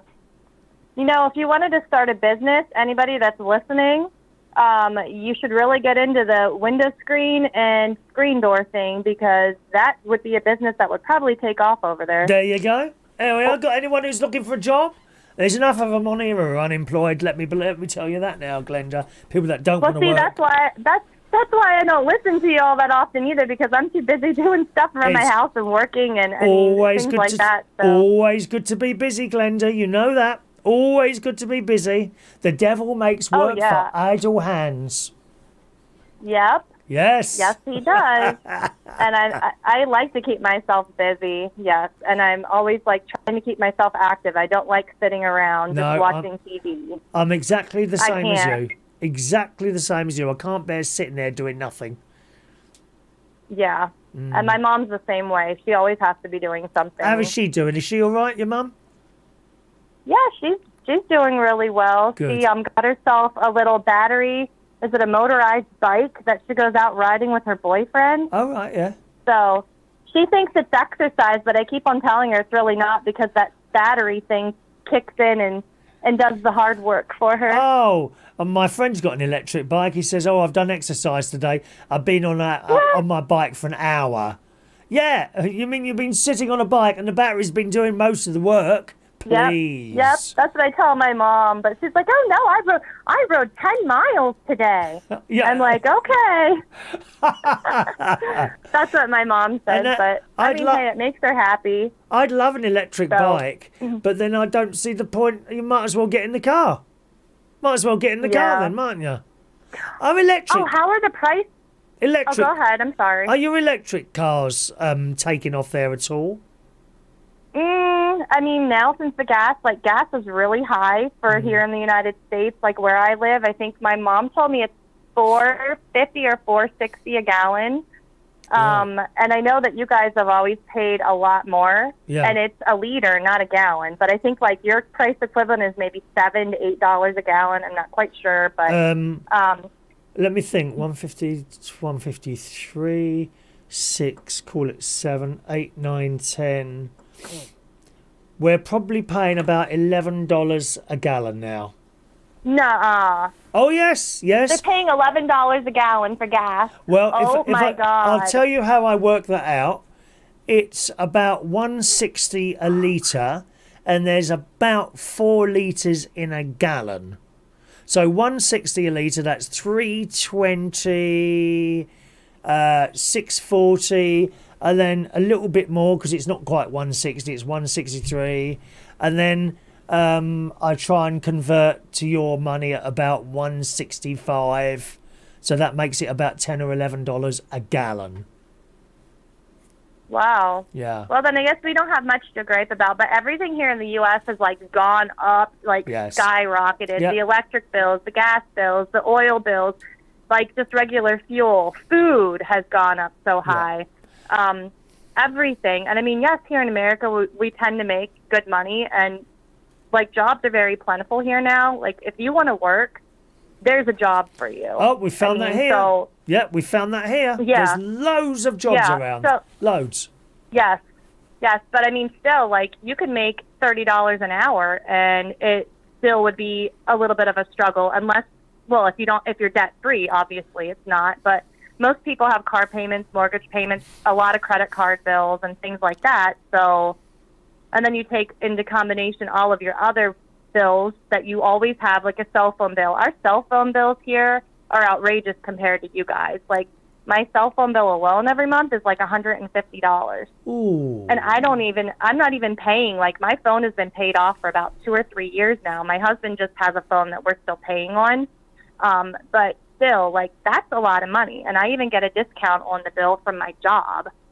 So, I mean, the cost of living here in the United States is not cheap. And then you have, the housing market is skyrocketed. All the prices of the homes have gone up so high, and it's just crazy. And then interest rates are going up. My cell phone bill is about $36 a month. That's crazy. I mean, that's wonderful. And for that everything is unlimited. Unlimited calls, unlimited texts, unlimited data. Everything is unlimited, about $36 a month, £20. And do you guys have cable? I know you said you have to buy some kind of a license to watch TV. Oh, well, that's a BBC license. But yeah, I have my broadband.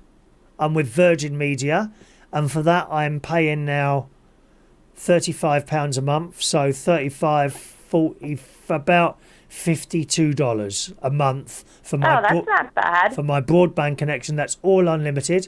We have a TV license here. If you watch any live television at all, you have to have a TV license, and that at the moment is $150, about $220 a month, a year. Yeah. Oh, well, a year? See, I pay almost $200 a month just for cable and internet. Wow. And I have to have a good internet for my job because I work from home. Yeah. So, yeah, it's not cheap. No, it's not. No. Are your speeds quite fast? Yeah, in my town, I mean, I think ours is 300. Well, oh, yeah, that's okay, isn't it? Yeah. Yeah, but I mean, our cable company has even higher amounts than that. But I mean, we don't have any problems with the 300, so I'm not going to pay more money for something that I don't need. Yeah. No, it's just crazy. I've got 200, so I get 200 down in here and about 20 up, which is fine. I'm sending a high definition picture, audio. I'm able to do everything, no problem at all. I could even go downstairs and watch an online TV program, and it wouldn't affect my signal going up. So that's plenty for me. We can get 1,000 gig now. Yeah, so can we. They're always pushing this at you, but at a cost, and you don't need it. I think to the normal person, someone who doesn't do this sort of thing, you get away with 50 gig. That's all you need, 50 gig down. And with that, you'd be able to watch a 4K TV program quite easily. You only need about 50 gig. In fact, I've just convinced my mate to go down. He went from, I think, 80-something to about 35. And he notices no difference in what he watches. He doesn't get buffering or anything like that. That being said, it must be said that him and I live on our own. So he's in a house on his own. In his house on his own, Ronnie. And he doesn't. You just don't need that speed. You don't need to be paying for speed, like you just said, that you don't actually need. Yeah, I still think you and him should get together. Oh no, I don't think so. Oh, you've been on and on about that, Gloria, for years. Oh, Gloria! Sorry, Glenda. Glenda. Now, you know why that was? I just glanced at my screen on the right, and one of the songs from earlier on was still on the system, Gloria Gaynor, I Will Survive. We didn't actually get to that this morning because I was talking so much. And I glanced across there, and for one moment I thought you were Gloria. Gloria. Hey? Yeah. I'm sure Danny is, or not Danny Davis, Daniel Woodhouse is probably waiting to call in because he calls in every week for you. Did he get a girlfriend yet? He calls in nearly every week. He doesn't call in every week, but he calls in nearly every week, yeah. Has he got a girlfriend yet? No, sadly not. Sadly not. Well, maybe he needs to try an American girl. Perhaps, you know what? Perhaps he could have one of George Bond's old girlfriends. That might be an idea. Yeah, he could, maybe. What's her name again? Do you remember what her name is? Oh, God. Chloe? Chloe, the one girl. No, there's two, isn't there? Well, there's a whole string of girlfriends that he's had, but never actually met. I think one of them's Chloe. Who's the other one now? There's another one. Sabrina? Wasn't there a Sabrina? Was that one? Sabrina? Well, that's two I know about. There's another one. Chloe. Oh, I can't remember. There's so many of them. Well, I think that if he can find a girlfriend, I'm sure you can find yourself a boyfriend and even a husband at that. Maybe so. Maybe it'll happen one day, Glenda. International dating, I'm telling you, if you would put your name on a website over here for an American guy, just your accent alone, you would get probably thousands of people that would want to date you. I do seem to get international, women and men contacting me all the time. Would you date a woman? Well, no. I'm just saying. I seem to get these random emails from people. And they've always got a lot of flesh out. Do you know what I mean, Glenda? Oh, they're probably trying to scam you. My dad fell for that crap. Oh, he didn't, did he? Oh, he How did. much? Oh, he's thousands of dollars. Oh, do you know the times I've heard this story? You see, yeah. And this it was bad. This is the problem. I'm very, very wise to that. I'm really wise to it. I play them along, though. I really play them along. And then when I've got them on my side, I then send them something usually really very, very rude indeed. And then they don't contact me again after that because they realise I'm onto them. Well, yeah, these people were constantly, but he was giving them, they were constantly asking him for gift cards, and he kept on sending them. He's very lonely, and he wants a girlfriend. Of course. I mean, and that's what they prey on. That's what they prey on, Glenda. Yeah. Yep. You know, it's awful. I'm so sorry to hear that. I suppose he lost the money, did he? Oh, yeah, it was credit cards, yeah. So, I mean... Oh, well, I mean, there's nothing I can do about it. Has this happened once or several times? Oh, it was for a couple of months period time frame, like that this was going on. Is it with just one person or several? I think it was the same person, just acting like they were different people, if you know what I mean. Yeah.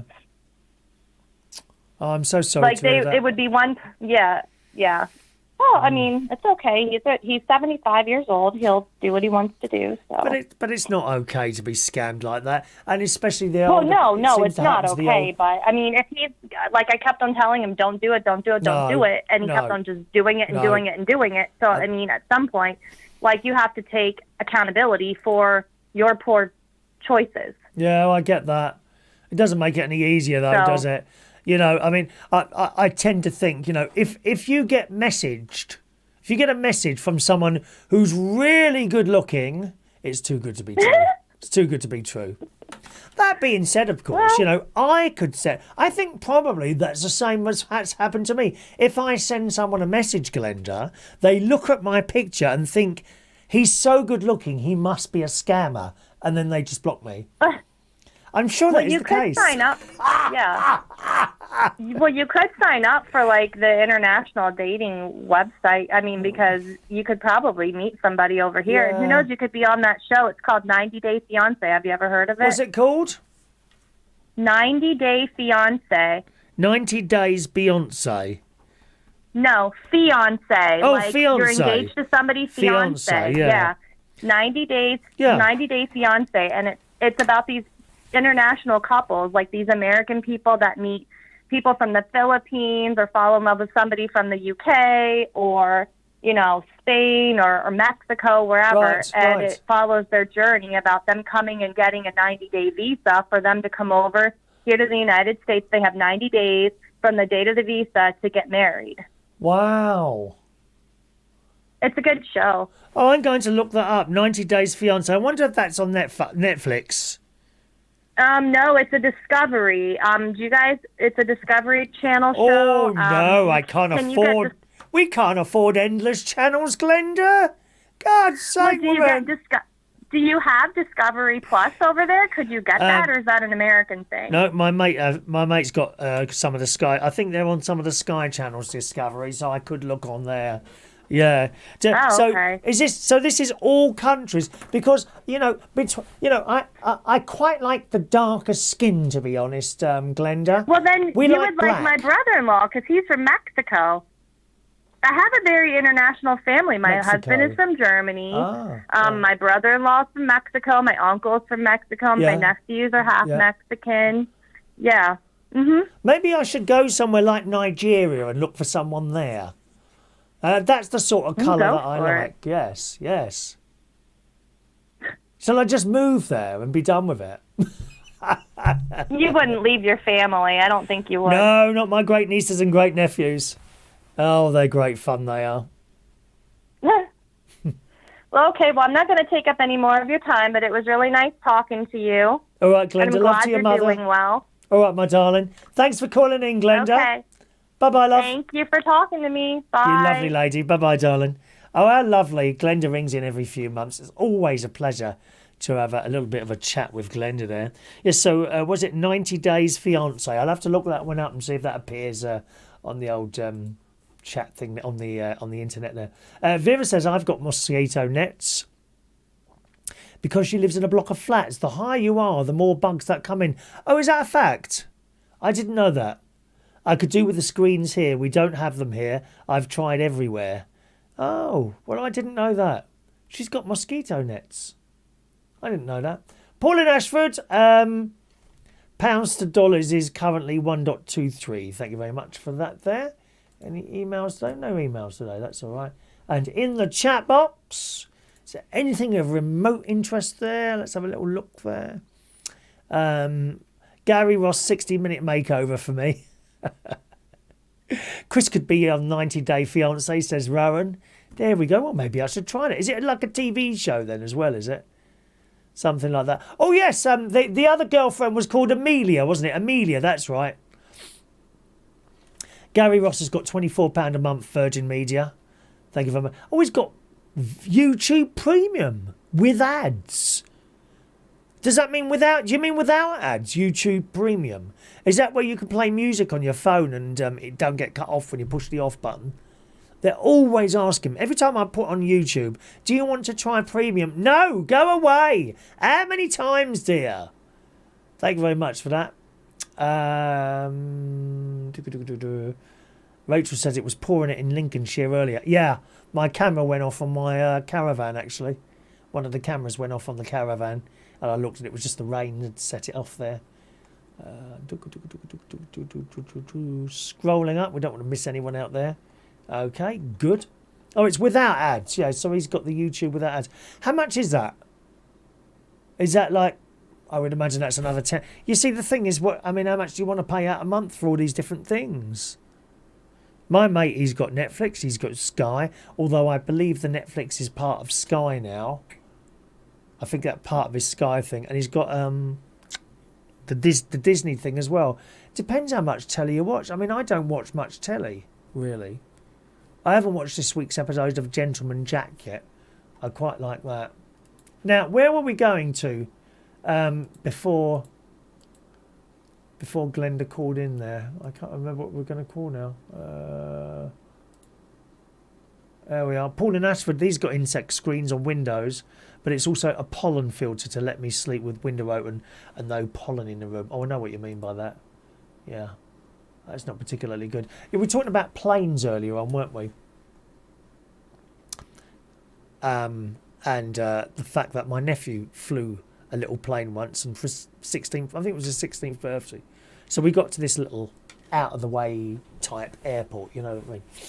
And I'd paid for him to go up with an instructor in a two-man plane. And when we got there, the bloke says, he said, it's entirely up to you. I said, we can take him up as you what you've paid for, or for just another £20, we can take up a four-seater and two of you can get in the back with him.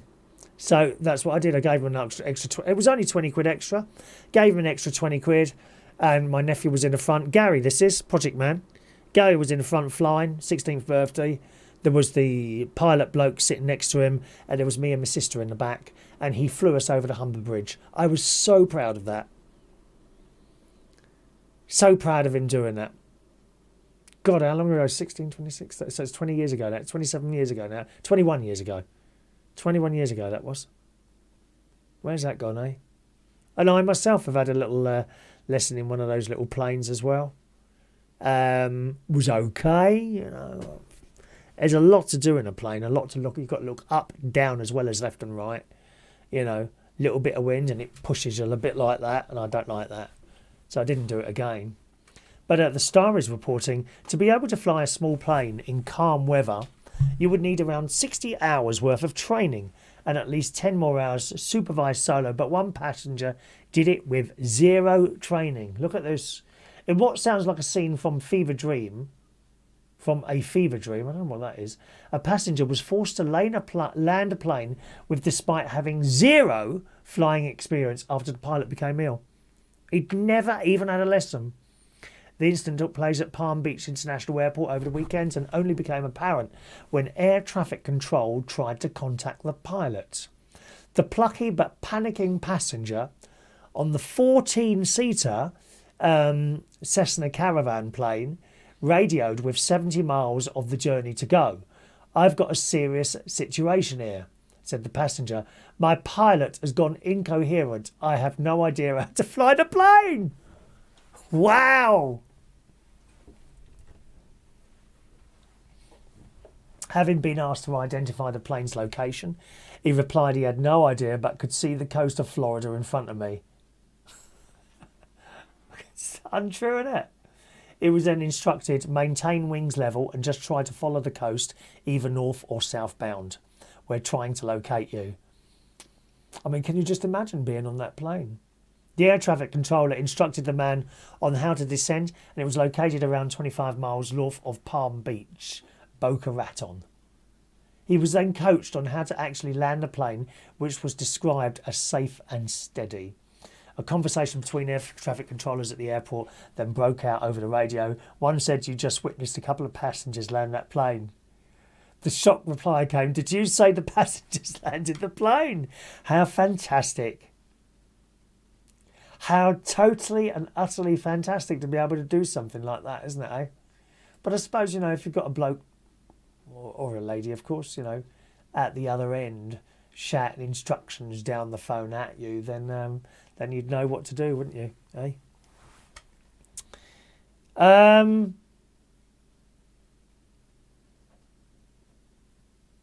Yeah, Rachel talking about the old scams that I get loads of them. The scams of people pretending that they're interested in you and all they want is your money. And Rachel says there, "Send me money so I can get across to the UK. Bye money and bye person." Oh, absolutely. We've seen it on the telly as well, haven't we? It's really sad. And it seems to be old people that fall foul of this. We've all seen women on the telly, older ladies, and they've been sending money over to whatever country, and then they go to the airport and they say, "Oh, well, they've got the ticket and all that." They meet and they're not there. Neither is the money, just as Rachel says there. Anyway, Gary pays $17.99 a month. Is that for your YouTube? Is that the YouTube no ads? $17.99 a month. And you can add up to 5 people. My mum and niece are on my account. $17.99 a month for the YouTube thing. Gosh. Is that the lowest level, or can you get an individual one as well at sort of, I don't know, $9.99 a month? But see, that's another £120 a year. You think about it. So say I subscribe to a few of these things. Broadband, £35 a month. Netflix, £10 a month, that's 45. Disney Plus, what's that, £10 a month, 55. Let's log on YouTube. Let's say the individual one's £10 a month, 65. You see what I mean? And before you know, you're spending a couple of £100 on all these bleeding subscriptions. The trouble is, with the way television is going now, and everything is becoming fractured. Whereas you watched all stuff on BBC One or ITV years ago, it was all free. We never paid anything. All programmes were on one of 3 channels, BBC One, BBC Two or ITV. Later on Channel 4. It was all free. Everything appeared. Sport, music, everything. Never had to pay anything out. And then gradually, over time, it's become fractured. And if you want to watch that, well, you've got to pay them for that. And if you want to watch that, you've got to pay them for that. How is that an improvement? Just money-grabbing bastards all over the place. Like the electric and gas people. I just had this written down. I don't think I put it in my menu today, but I got my...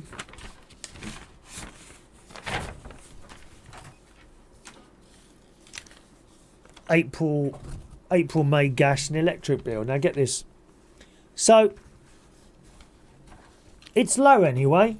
It's low because I don't use much, and especially it's not cold now. Okay, so my total gas and electric bill for April, May was £65.28. It's not much, is it? Eh? Now, so. The electric part of that was about £45, which again doesn't sound too much. But the point is, the electric usage was £33. And there was another £12 added to that as the standing charge. Which is like another third again, isn't it? And if that's not bad enough, the gas, very, very low amount of gas I'm using now. Shouldn't use much gas now until it gets cold again, only for hot water. And my actual gas bill was about £18, okay? I won't give you the pennies. £18. But out of that £18, I only used £10 worth of gas. Then there's £8 standing charge, which almost doubles it.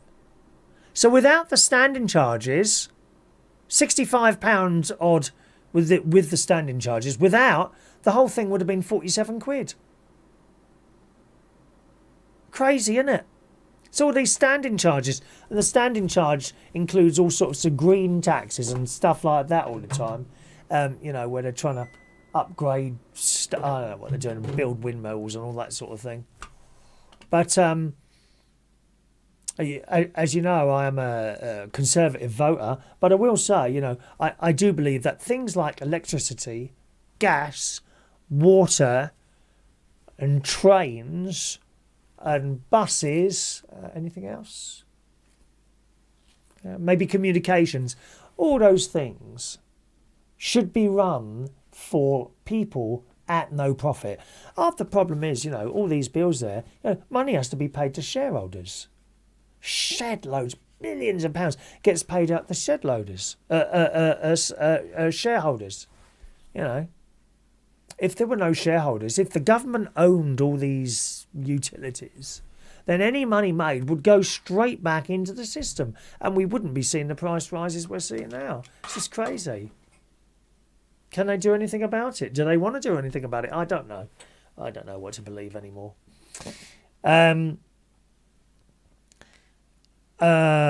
Jason Hughes, the common scam is an email from a Nigerian person asking for money. Straight in the bin with that. Yeah, straight deleted straight away.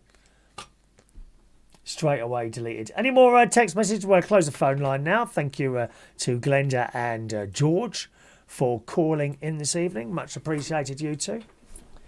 All right. And we'll do one more story, I think, and then we'll wind up today. Which one shall we do? Let's have a look. Vegan sometimes means vile. That'll do us. Vegan sometimes means vile. Have you ever had anything vegan that's really horrible? Cheese is a good one. Oh my God. I have tried. So there is one that's all right called Violite. Now, you definitely get that in Sainsbury's. I think Waitrose as well. That, as a vegan cheese, isn't too bad at all. But there is some really vile vegan cheese out there. It tastes like sick. I don't know how anyone can eat it. And there was a story in the Daily Mail today. It says more and more food producers produce. Have you ever had anything vegan that you thought was really horrible? I mean, I have these vegan sausages, Frankfurters, from Aldi, which I quite like. My mate likes them as well. I cooked them for great niece Evie and great niece Harry once around the caravan, and they hated them. Evie says, we want dead animals. They really hated them. I think they're all right. But the Daily Mail reports more and more food producers are slapping vegan labels on their products to entice a new generation of ethical eaters. But a new study suggests that these labels have a negative effect on how the food is perceived by customers. Researchers in Germany investigated product perceptions and consumer purchasing intentions around vegan labelling on products. They found that people expected certain products to taste worse when they saw that they had a vegan label, probably on the basis that they knew it didn't contain milk, butter and other tasty animal fats. Is there anything vegan that you've had before and you think, oh my God, this is disgusting? In my case, it was cheese. I think there was one other item once that I had and I really didn't like it at all. I can't remember what it was now. It says, the study focused on randomly vegan products, that is, food products that are vegan by default, rather than being formulated especially for the vegan diet. An example is Nestlé's Shreddies, which added a prominent green vegan leaf-shaped label to its packaging. Now, such a label could put off omnivores who might erroneously believe Shreddies have a new and less tasty vegan recipe. You've seen that it's like a green thing with a tick and like a little piece of corn growing at the top, isn't it? It says our study shows that food manufacturers should be cautious about labelling food such as vegan if consumers are not expecting a vegan product, said a study. That's interesting, isn't it? Consumers might not only perceive the product as healthier and more sustainable, but also expect it to taste worse. Is there anything that you've tasted? Vera says, frozen fishless fish fingers are so vile that no one buys them. I've seen those. Was Vera works in Sainsbury's. Frozen fishless fish fingers. I've seen those mentioned a few times, actually, yeah.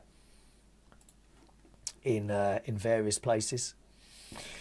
Alrighty, boys and girls, I shall disappear now, boys and girls. Thank you very much for joining us on our little chat show tonight. There'll be another one for you next Wednesday night at 8 o'clock. Thank you very much to Glenda and George for calling in on the show today. As always, gang, if you're around tomorrow morning somewhere, I'll be on your smart speaker just after the 9 o'clock news, okay? That's reachonair.com. If you type that into your address bar on the computer, or if you've got a smart speaker, you can say Amazon play radio station Reach on Air, and she will burst into life and play you whatever I'm talking aimlessly about. Enjoy the rest of your Wednesday evening.